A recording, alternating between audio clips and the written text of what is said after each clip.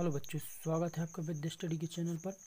और आज हम एनसीईआरटी की सीरीज में कक्षा 9 की गणित में प्रश्नावली 1.5 देखते हैं, जिसमें से कुछ इम्पोर्टेंट क्वेश्चन थे। जैसे कि पहले प्रश्न क्रमांक 1 कह रहा है कि निम्न में कौन कौन परिमेय है और कौन अपरिमेय है। ठीक है बच्चों, तो हमें बताना है कौन परिमेय है कौन अपरिमेय। परिमेय का मतलब क्या होता है, जिसे हम P/Q के रूप में व्यक्त कर सकते हैं। ठीक है, तो वो परिमेय कहलाती है। और जिसे हम P/Q के रूप में नहीं लिख सकते हैं, P/Q मतलब जैसे 1/2 अंश और हर होना चाहिए, तो वो परिमेय है। और जिसे हम परिमेय के रूप में यानी कि नहीं व्यक्त कर सकते, जैसे करड़ी लगी हो, करड़ी 3/1, तो फिर ये अपरिमेय है। क्यों? क्योंकि इसे हम P/Q के रूप में नहीं लिख सकते, इसमें करड़ी लगी। तो हमें सिर्फ देखना है बच्चों कि किसी संख्या पर अगर करड़ी लगी है तो वो अपरिमेय, और अगर नहीं लगी है तो वो परिमेय। जैसे पहला सवाल ये लिखा है कि बताइए कि ये परिमेय है कि अपरिमेय। तो इसको अपन 2 ऋण करड़ी 5 लिखा है, तो ये इस पे करड़ी लगी हुई है। सवाल में अपने क्या लगी हुई है? करड़ी। और करड़ी का मतलब होता है 1/2 की घात।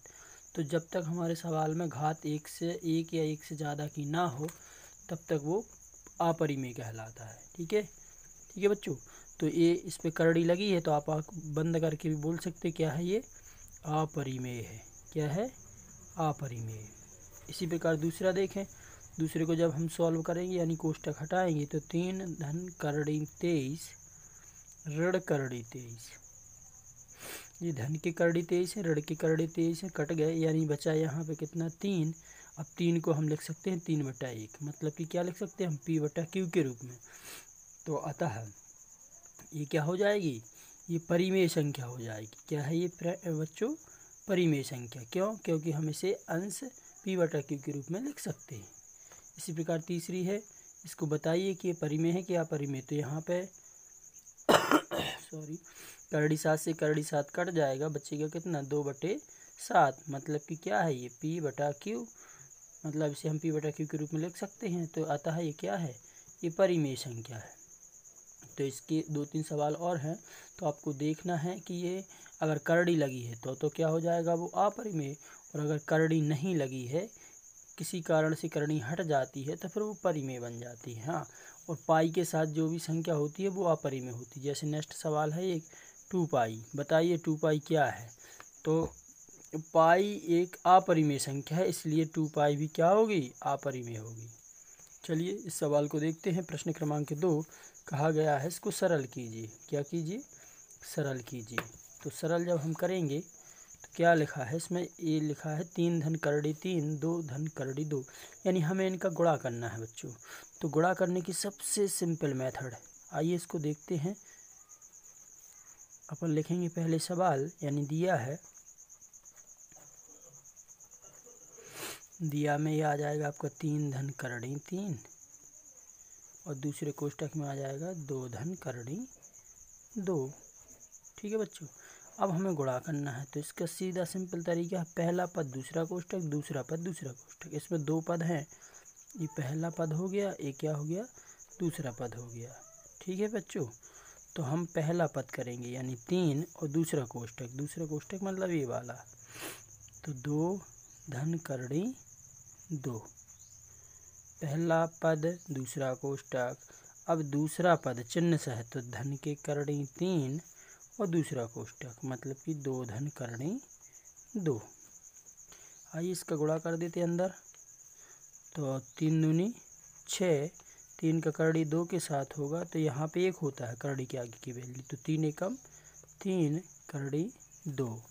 अब इस करड़ी 3 का अंदर करेंगे गुणा, तो इधर पे 1 है, तो 2 का हो जाएगा 1 के साथ, तो 2 एकम 2, और साथ में आ जाएगी आपकी करड़ी 3। और यहाँ पे इसके साथ करेंगे करड़ी 2 के साथ, तो धन धन का धन, करड़ी 3 का होगा करड़ी 2 में, तो 3 दूनी 6 करड़ी 6। अब एक सी करड़ी होती तो अपन जोड़ देते। देखिए यहाँ पर 3 करड़ी 2 है, करड़ी के अंदर 2 है, इधर करड़ी के अंदर कितना? 3 है, मतलब अलग अलग है, तो हम इसको क्या जोड़ नहीं सकते हैं।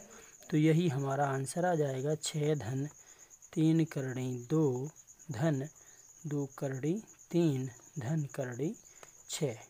ठीक है फ्रेंड, तो यही बच्चों अपना आंसर हो जाएगा। इसी प्रकार ये वाला सवाल है। आइए इसको देखते हैं। इसको भी हम इसी तरीके से पहला पद दूसरा कोष्टक से कर सकते हैं।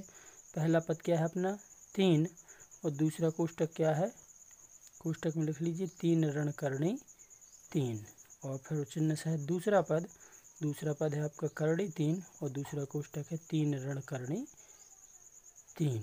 अब इसका अंदर करें 3 त्रिका 9, 3 का होगा करणी 3 के साथ, तो इसके साथ 1 होता हमेशा, तो 3 एकम 3 करणी 3।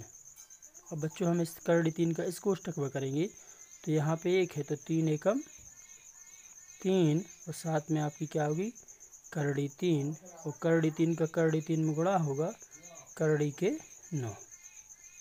ठीक है बच्चों, तो यहाँ पे जब हम एक सी चीज़ देखते हैं ऋण के 3 करणी 3 धन के 3 करणी 3, करणी के अंदर एक सी है, ठीक है 3 3, तो यहाँ से करणी 3 से करणी 3 कट जाएगा, यहाँ बचेगा 9 माइनस के करणी 9 और 9 और ये हमें पता है 9 को हम लिख सकते हैं 3 गुणित 3, तो ये जोड़ी बन गई, बाहर निकल आएगा, तो 9 ऋण 3 की जोड़ी बनी तो 3 बाहर, मतलब कि 9 ऋण 3 6 हमारा आंसर हो गया। ठीक है बच्चों, चलिए अगर आपको वीडियो पसंद आया हो तो अपने दोस्तों के साथ शेयर कर दीजिए और विद्या स्टडी चैनल को सब्सक्राइब कर लीजिए। चलिए मिलते हैं नेक्स्ट वीडियो में।